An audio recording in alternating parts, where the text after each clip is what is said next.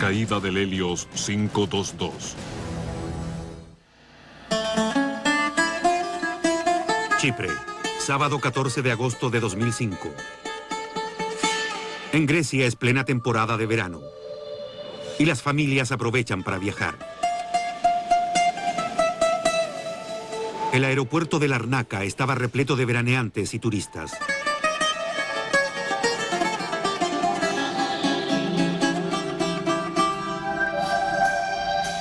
La tripulación del vuelo Helios 522 daba la bienvenida a los pasajeros a bordo.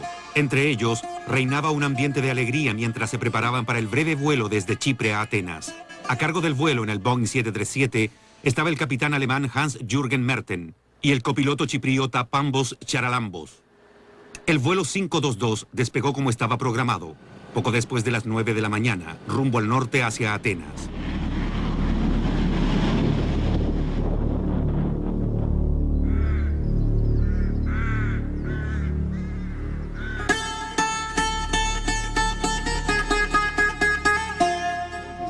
Fue un día muy extraño. Los niños se veían muy agitados, excepcionalmente agitados.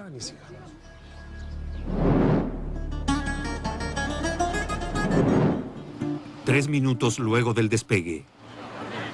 A bordo del vuelo Helios 522, el capitán reportó una falla a la torre de control del aeropuerto de Larnaca.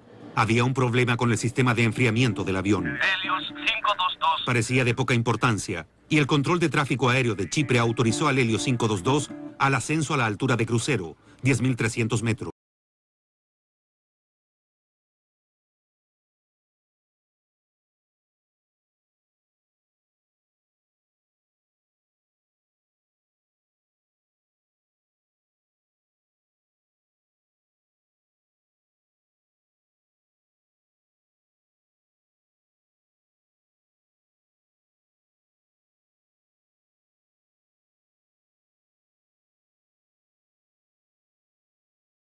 Comunicar un hecho dramático. Las autoridades informan que un avión Boeing 737... Para entonces, el Helios 522 ya estaba en espacio aéreo griego. Los controladores aéreos en Atenas habían tratado de establecer contacto con la aeronave por más de una hora, sin éxito. Mientras tanto, el avión volaba silenciosamente en círculos sobre Atenas. Estaba con mis colegas cerca del Gran Pentágono cuando recibí una llamada del Ministerio de Defensa que nos decía que un avión Boeing había tenido problemas de comunicación con el aeropuerto de Atenas. Las autoridades griegas se hacían una pregunta fundamental. ¿Estaba Atenas enfrentando un ataque terrorista similar al 11 de septiembre?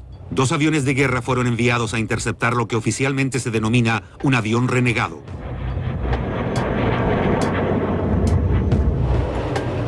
La información de los pilotos estremeció a las autoridades. Los pasajeros usaban las máscaras de oxígeno. El copiloto estaba desplomado sobre el tablero de instrumentos y personas desconocidas batallaban con los controles de la nave. Parecía un secuestro. Quizá Atenas era el blanco final. Las autoridades se enfrentaban a un dilema: derribar el avión por los F-16, sacrificar a 121 personas inocentes. Los pilotos tenían segundos para decidirlo. La Fuerza Aérea solo contaba con 15 segundos para decidir, ya que el avión atravesaba una zona poblada. Pero la decisión fue innecesaria. Los motores del vuelo 522 cesaron de funcionar cuando el combustible se acabó y el avión se salió de su rumbo, virando hacia las montañas al norte de Atenas. Mi esposa llamó por teléfono. Me dijo que un avión se había estrellado en Cálamo. Luego dijo que se estrelló allá en nuestra aldea.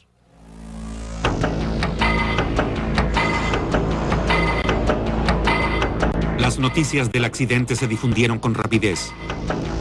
Y los familiares de quienes iban a bordo reclamaron información desesperadamente. Llamé por teléfono a mi nuera, pero no contestaba. No sabía qué hacer. Debía ir al aeropuerto de Larnaca.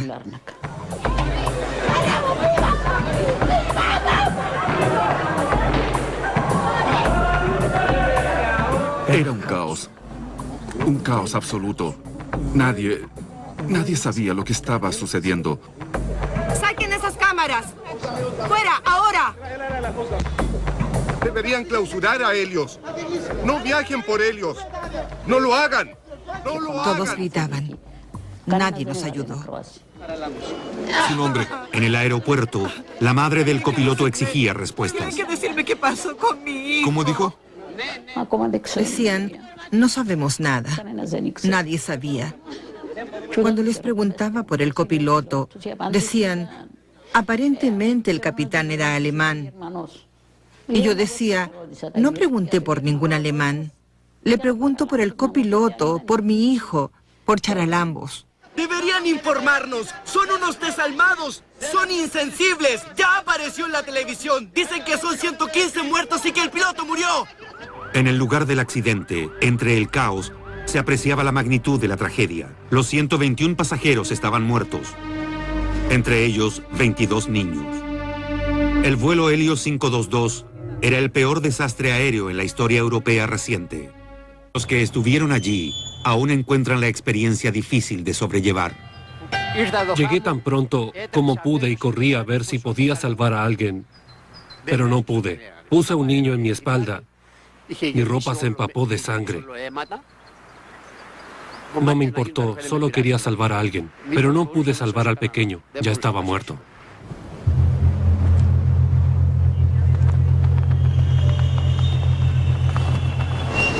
Ahí, justo ahí. Ahí estaban la madre y el niño. La madre estaba tumbada aquí y el pequeño a su lado, sosteniendo su mano. Él estaba justo aquí, en este lugar. Fue terrible.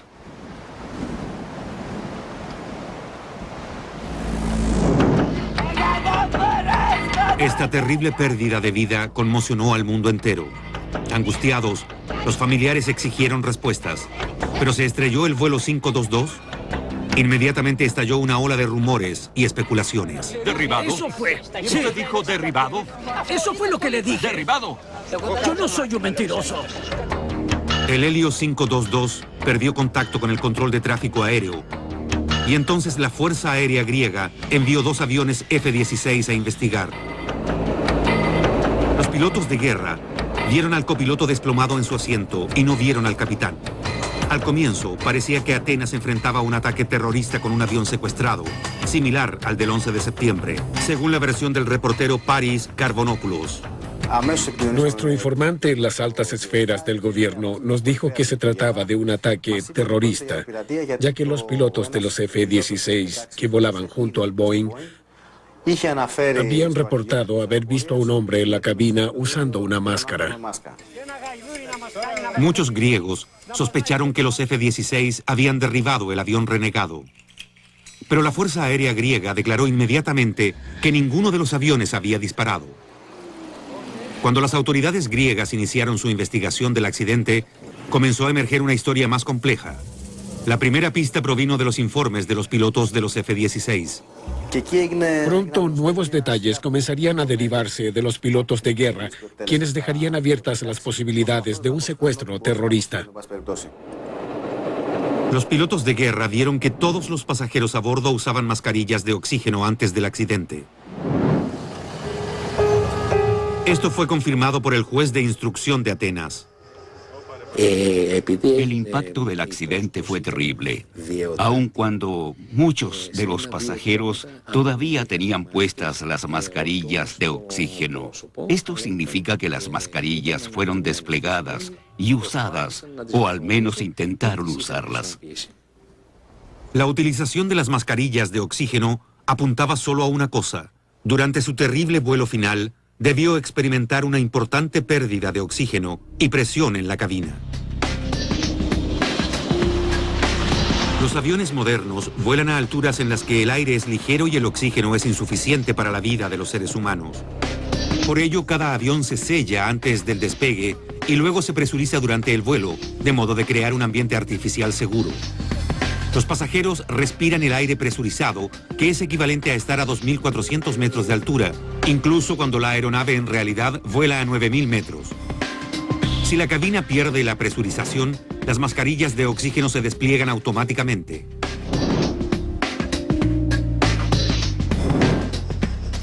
Las autopsias a los cadáveres calcinados llevaron al juez a una macabra conclusión. Estoy seguro que no murieron por asfixia, porque sus corazones y pulmones aún funcionaban al momento de morir. Eso se vio en las autopsias. En otras palabras, ningún pasajero murió antes que el avión se estrellara. La causa de muerte fue entonces establecida como el impacto del choque. Pero eso no respondía a las interrogantes fundamentales. ¿Por qué el Helios perdió presión en la cabina? ¿Y por qué esto ocasionó que se estrellara? Luego, un importante avance. Entre los escombros se encontró la caja de registro de vuelo del Helios 522. Ahora los investigadores podían establecer una línea de tiempo del accidente. De acuerdo a la caja de registro, el Helios 522 despegó como estaba programado a las 9:06. Luego del despegue, el piloto automático fue activado para la ruta reprogramada a Atenas. El aeroplano ascendía a 900 metros por minuto. A los 2100 metros se activó una señal de advertencia indicando un problema en el sistema de enfriamiento. A los 3000 metros hubo otro indicio de problemas. La caja de registro notó una señal de advertencia en la cabina de mando. Indicaba una pérdida de presión en la cabina. A los 4200 metros se activó otra alerta y se desplegaron las mascarillas de oxígeno. No obstante, el avión continuó ascendiendo hasta la altura de crucero a 10.300 metros. Ahí permaneció en piloto automático por más de 2 horas. Entonces, faltando 10 minutos para el mediodía, el piloto automático fue desactivado y la nave fue pilotada manualmente. Minutos después, se agotó el combustible y los 2 motores dejaron de funcionar. Poco después de mediodía, el avión se estrelló. Se hacía inminente la pregunta: ¿por qué los pilotos continuaron el viaje habiendo alarmas y señales de advertencia activadas en la cabina de mando? ¿El accidente se debió a un error del piloto? En la prensa griega comenzaron a circular versiones culpando al piloto y al copiloto. Decían que el copiloto, Pambos Charalambos, era infeliz y que problemas personales lo distraían de sus labores. Pero sus colegas no lo recuerdan así. Pambos era, ¿cómo podríamos decir? Un buen tipo, agradable. Era un agrado estar cerca de Pambos, tanto en el trabajo y después del trabajo con algunas cervezas. Otras versiones de la prensa dudaban de la salud de los pilotos. Afirmaban que el copiloto tenía un problema cardíaco y que esto explicaría su deficiente desempeño. En la televisión dijeron que los pilotos tenían problemas. ¿Quién va a creer eso? Mi hijo no los tenía. Lo examinaban periódicamente. Los pilotos deben hacerse exámenes físicos cada 6 meses. Su último examen fue en abril y todo estaba bien. Y todo estaba en orden. ¿A quién van a engañar? ¿A quién? También hubo rumores acerca de la incompetencia del copiloto, pero se contradecían con su trayectoria profesional. Tenía casi 2 décadas de experiencia de vuelo. Incluso estudió ingeniería aeronáutica en Inglaterra. Los aviones eran su primera familia, su prioridad. Desde joven le apasionaba la mecánica. Incluso pasó 3 años en Brighton, estudiando mecánica de aeroplanos. Estaba esperando su promoción para ser capitán. Había acumulado las horas de vuelo necesarias. Estaba cerca de su meta. Cuando ocurre un accidente así y la tripulación está muerta, la culpa siempre recae en la tripulación. Ellos ya no pueden defenderse. Es la típica solución para todos los accidentes alrededor del mundo. Para el experto independiente en seguridad aérea Kim O'Neill, el error del piloto es una explicación demasiado conveniente. Kim intentará unificar la evidencia para encontrar la causa del accidente del Helios 522. Para él existe un punto de partida obvio, el propio avión. El avión Helios era un Boeing 737, el avión de pasajeros más usado actualmente en el mundo. Una nave con excelentes estadísticas de seguridad. Kim comienza su investigación analizando el historial de seguridad del avión que se estrelló.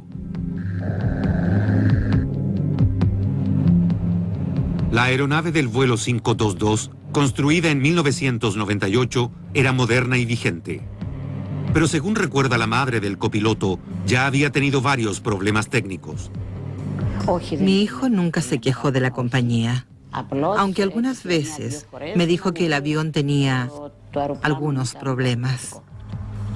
Petros Theocaridis es un reportero investigador que trabaja en Nicosia, capital de Chipre.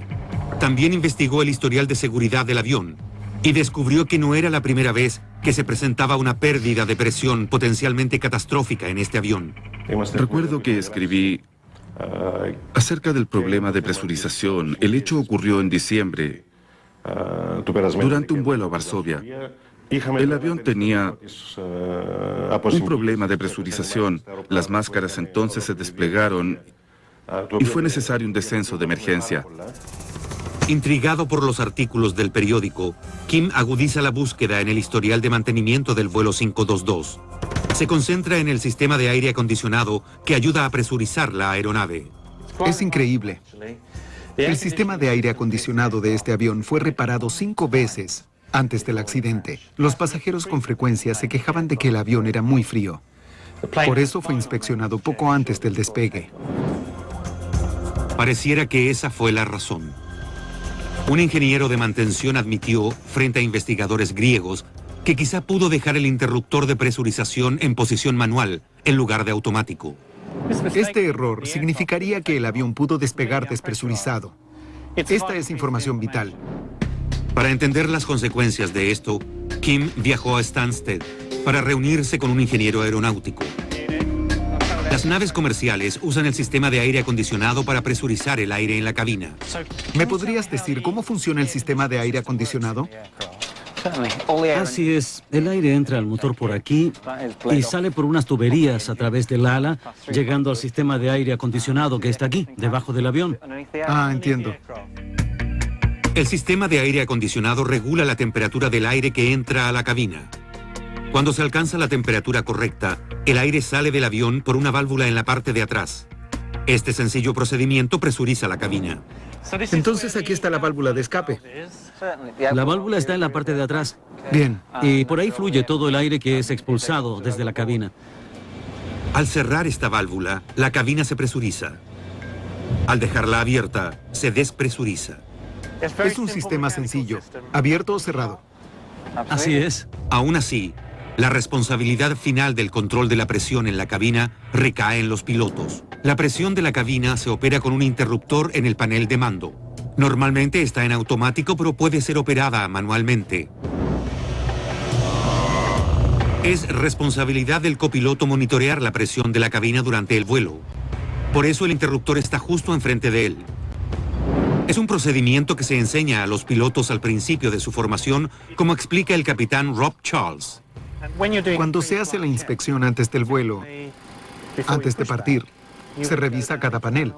Sí, se hace la revisión antes de encender los motores. El capitán se ocupa del lado izquierdo del panel del control central. El capitán siempre revisa todo.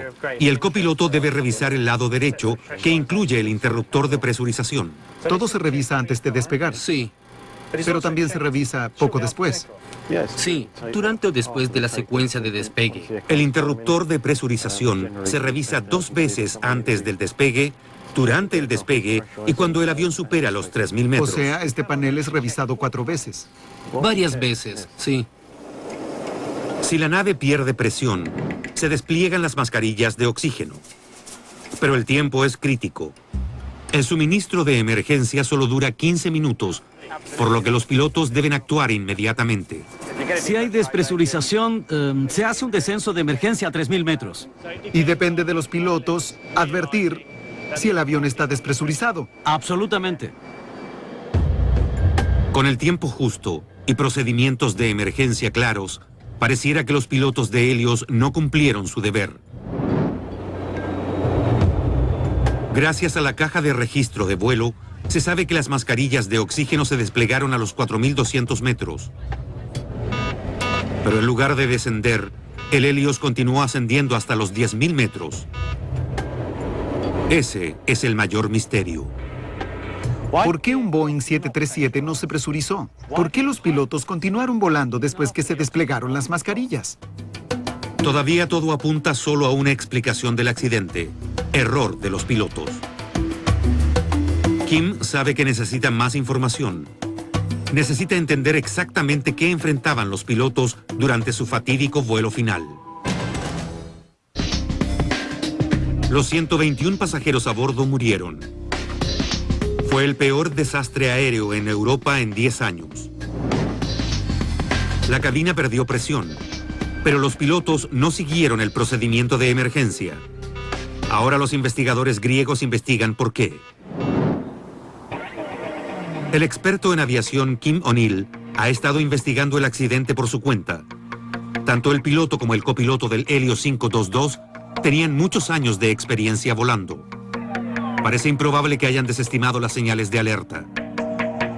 Kim necesita entender exactamente qué enfrentaban los pilotos en la cabina de mando, para lo que reservó una sesión en un simulador de vuelo.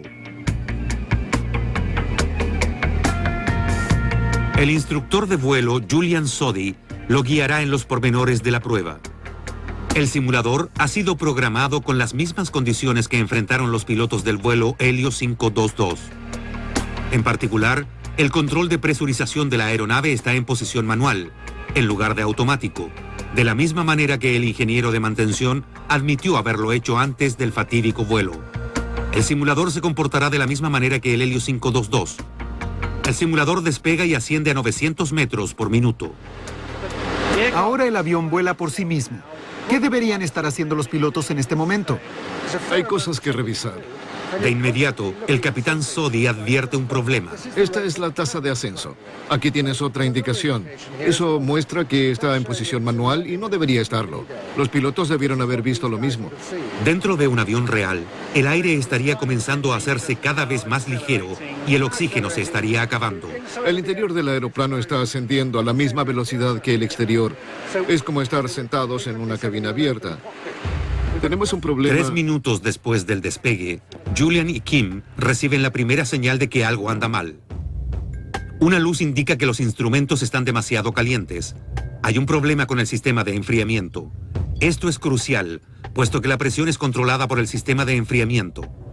La evidencia proporcionada por la caja de registro de vuelo indicaba que la tripulación del Helios 522 recibió la misma advertencia. De hecho, el capitán reportó esto al control de tráfico aéreo en Chipre. Ambos acordaron reportar la falla directamente al departamento de mantención de Helios. Pero no se tomaron estas medidas. La falla en el sistema de enfriamiento se relaciona con un problema mucho más serio. La nave perdía presión. Momentos después, se activó otra señal de peligro. Hay una pérdida de flujo de aire en un ventilador. Y superamos los 3.000 metros. Y entonces tenemos una advertencia. Y ascendemos a 900 metros por minuto. Sí, por minuto. También tenemos esa alarma.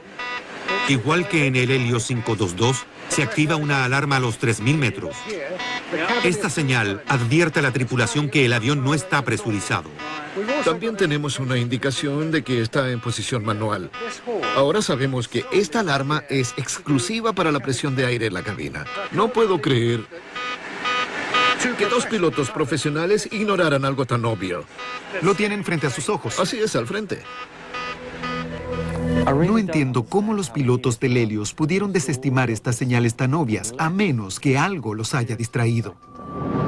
Tal vez la clave esté en los síntomas que experimentaron los pilotos, cuando sus cerebros carecían del oxígeno necesario en el avión despresurizado. Los síntomas de la falta de oxígeno fueron descubiertos por pilotos de guerra en la Segunda Guerra Mundial, cuando sus aviones llegaban a alturas cada vez mayores. En el aire más ligero, disminuye el suministro de oxígeno al cerebro. A los 5.500 metros, el cuerpo solo recibe la mitad del oxígeno que recibe a nivel del suelo. Los pilotos perdían sus habilidades mentales y físicas y eventualmente se desmayaban. Esta mortal condición de falta de oxígeno se conoce como hipoxia. Odio pensar en ello, pero de verdad es una buena forma de morir, porque solo basta tener más y más sueño hasta quedarse dormido. Luego, si no hay suficiente oxígeno, te mueres. Kim viajó a la base Henlow de la Fuerza Aérea Británica para experimentar personalmente los efectos de la hipoxia, en un peligroso experimento, una descompresión rápida. El líder del escuadrón, Simon Chappell, entrena tripulaciones de la Fuerza Aérea Británica. Una de las señales más claras de hipoxia es un rubor, una sensación de calor en la cara. Sin embargo, al mirar a una persona con hipoxia, en realidad está pálida. Luego se sienten agujas y cosquillas en las yemas de los dedos y alrededor de los labios. Se oscurece la visión y se pierde la visión periférica. La cámara de pruebas simulará las condiciones de un vuelo despresurizado a 7.600 metros. Las personas en la prueba experimentarán los efectos físicos de la falta de oxígeno por 4 minutos solamente. Exceder este límite puede causar daño cerebral permanente. Es un ambiente mortal y la seguridad es prioritaria. Cámara ascendida a 2.500 metros, 1.200 por minuto. Cuando hay una descompresión rápida, si los pulmones están llenos de aire, pueden estallar. Al ascender por sobre los 3.000 metros y hasta los 4.500, se hace difícil respirar, aún con un esfuerzo moderado. A los 4.500 metros desaparece un cuarto de la memoria, es decir, se tiene una disminución del 25% de la capacidad para recordar. En un evento de aviación esto podría ser catastrófico. Descompresión rápida. En 5, 4, 3, 2, 1, ahora. Cronometrando.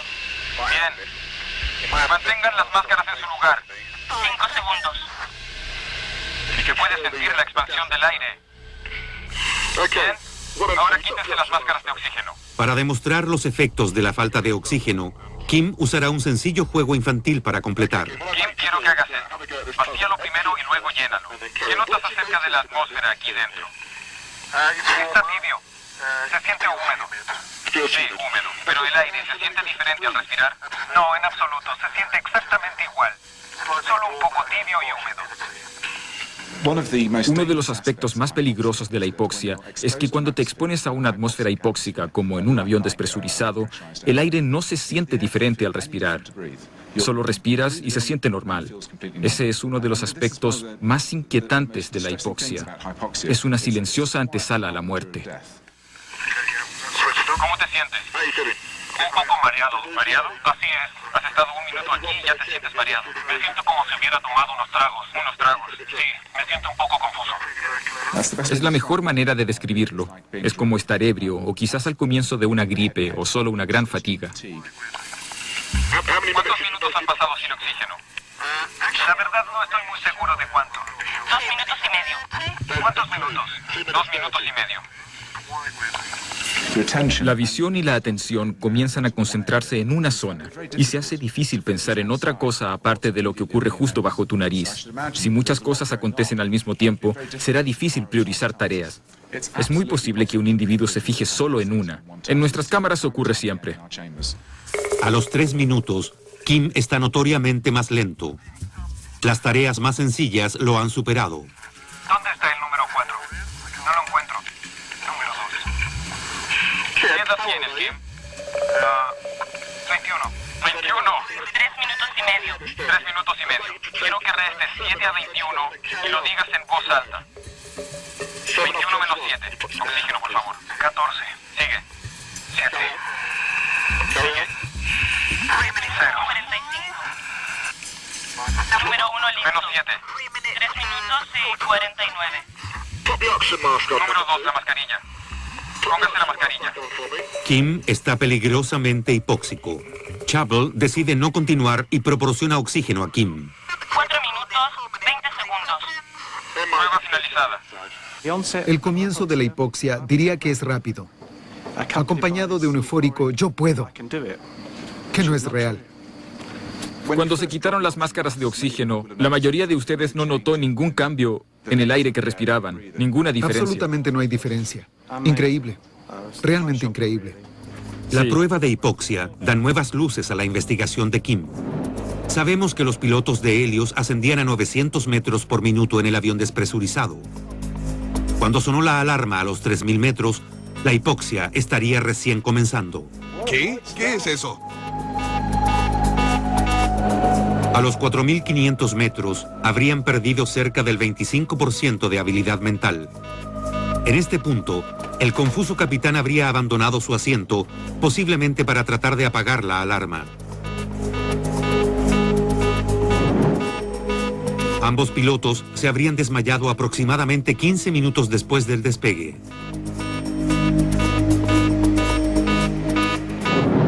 La prueba de la hipoxia me hizo entender lo que ocurrió. Ahora sé por qué los pilotos desestimaron las advertencias. En la prueba creí estar bajo control y no lo estaba.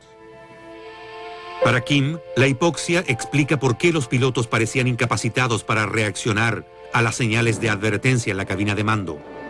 Pero también plantea una interrogante. Si todos a bordo sucumbían ante la falta de oxígeno, entonces, ¿quiénes eran las personas vistas por los pilotos de guerra que interceptaron la nave minutos antes del accidente? ¿Cómo evitaron la hipoxia que afectó a los pilotos? ¿Quiénes eran? ¿Y quién era, en particular, la persona que vieron luchando con los controles? La nómina de la tripulación revela un probable candidato. El sobrecargo de 25 años, Andreas Prodromos. Desde pequeño, a Andreas le atraían los aviones. Siempre había aviones en su cuarto. Cuando viajaba, siempre trataba de averiguar el modelo del avión y siempre había fotografías en su dormitorio. Andreas era un hombre obsesionado con volar. Ser sobrecargo era solo el primer paso para cumplir su sueño. Estudiaba para ser piloto, era su gran sueño, pero trabajaba como sobrecargo. Básicamente estaba esperando el día para poner en práctica todo lo que aprendía en los entrenamientos. Andreas tenía entre 200 y 260 horas de vuelo. Al comienzo no había evidencia concreta que la persona en la cabina era Andreas. Del resto de la cabina de mando se extrajeron 3 cadáveres. El copiloto Charalambos fue identificado rápidamente, pero los otros 2 estaban tan dañados que tomó varios días identificarlos.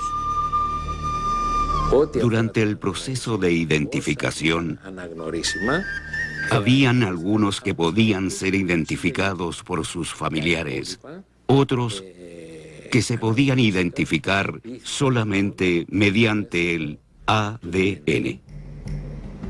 El ADN de las muestras de sangre que se encontraron en el timón de mando corresponden a Andreas. Esto confirma que él estuvo en la cabina de mando en los últimos momentos del Helios 522. Usando el mismo análisis de ADN, el tercer cadáver fue identificado como su novia, Aris. Esto condujo a los investigadores a una impresionante conclusión. Estos 2 jóvenes auxiliares de vuelo trataban de salvar la nave. 6 minutos después del despegue, con el suministro de oxígeno agotándose y confundidos por los efectos de la hipoxia, los pilotos luchaban por entender la situación. Para los auxiliares de vuelo Andreas y Aris, el despliegue de las mascarillas de oxígeno fue la primera señal de que algo andaba muy mal.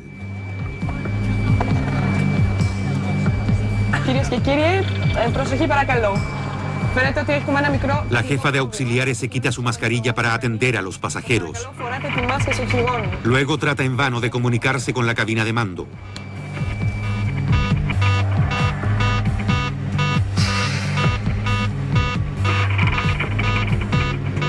«15 minutos después del despliegue de las mascarillas, el oxígeno se agota y todos comienzan lentamente a sucumbir.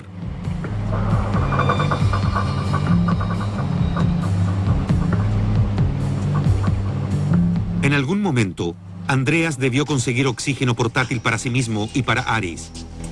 Andreas fue a la cabina de mando a investigar.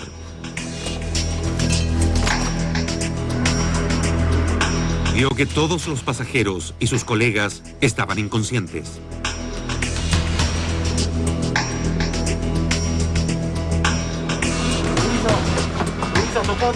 Pero debe enfrentarse a una imponente barrera. Luego de los ataques del 11 de septiembre, las cabinas de mando cuentan con puertas reforzadas. La única manera de entrar es ingresar un código de seguridad. Yo no sé si conocía el código o no, pero imagínese, entre el pánico y la confusión se pueden olvidar fácilmente las cosas. Aún en piloto automático, el vuelo 522 da vueltas en círculo sobre Atenas. 2 F-16 han sido enviados a interceptar el avión renegado.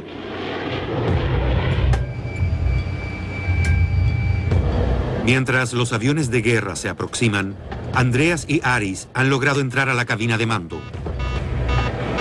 Andreas toma los controles y desconecta el piloto automático unos 15 minutos antes del accidente.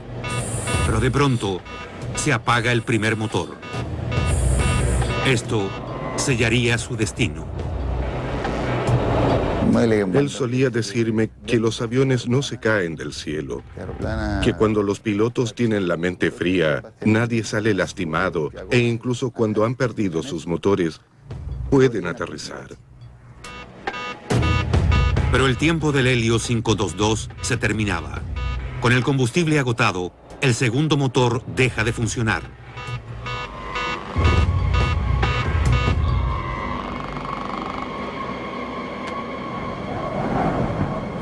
Yo intuía que algo andaba mal, porque traté de llamar a Andreas a su teléfono. No me contestó. Es obvio. Soy su padre. Yo intuía que algo andaba mal.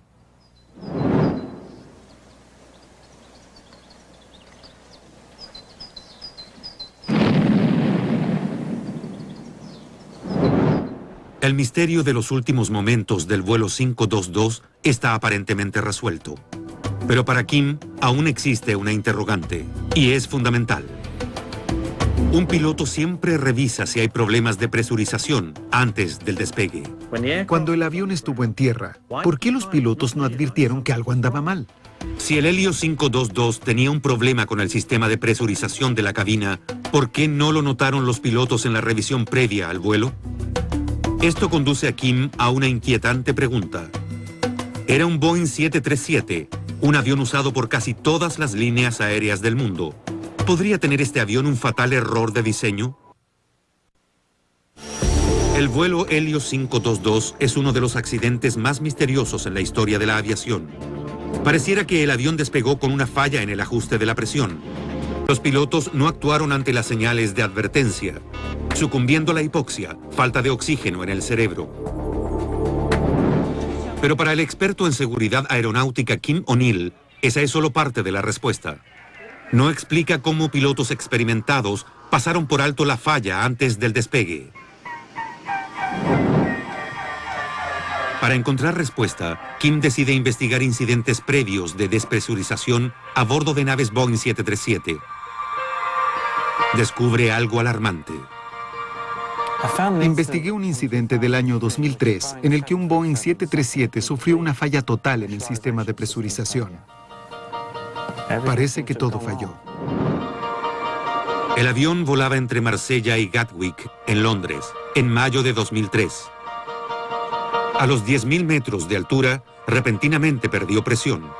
El problema fue detectado a tiempo por los pilotos y la aeronave aterrizó a salvo. Pero resultó que la pérdida de presión fue causada por un cable fundido. Este cable es vital, pues conecta el interruptor de presurización en la cabina de mando con la válvula de escape. Si esta válvula se abre, la nave se despresuriza.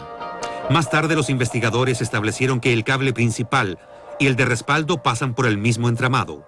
En otras palabras, si un cable falla, ambos fallan. Esto se contradice a las prácticas de seguridad en el diseño. Los sistemas de respaldo deben ir siempre canalizados lejos de los sistemas primarios. Los empleados de Helios reportaron olor a quemado en el vuelo 522 solo días antes del accidente. Pero al parecer no se hizo una investigación posterior.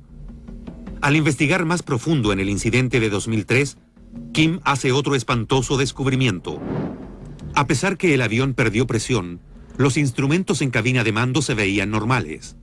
Nada indicaba a los pilotos que había un problema. Si esto le ocurrió a los pilotos, explicaría por qué pasaron por alto las advertencias. En la revisión previa al despegue, la cabina de mando del Helios se habría visto sin problemas. En tierra, los pilotos ven que todo está normal. Pero en el aire, cuando se activan las alarmas, el panel de control todavía se ve normal, aun cuando ya ha aparecido la hipoxia.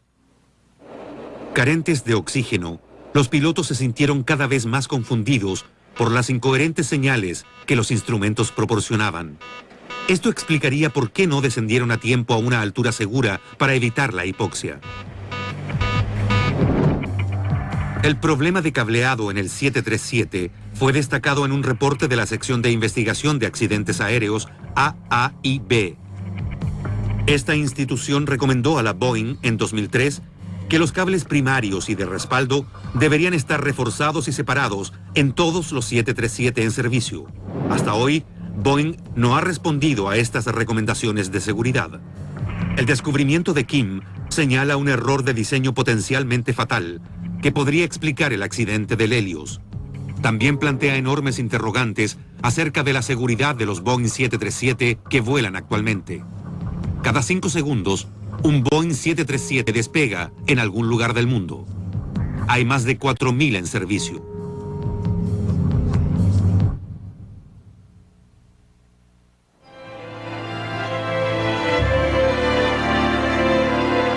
Los accidentes aéreos son infrecuentes, pero cuando ocurren, son devastadores. Yo tenía un hijo. Él era todo mi tesoro. Una parte de ti se ha ido para siempre y duele tanto. Para mí es muy duro volver a casa, sobre todo ahora que quedó tan vacía.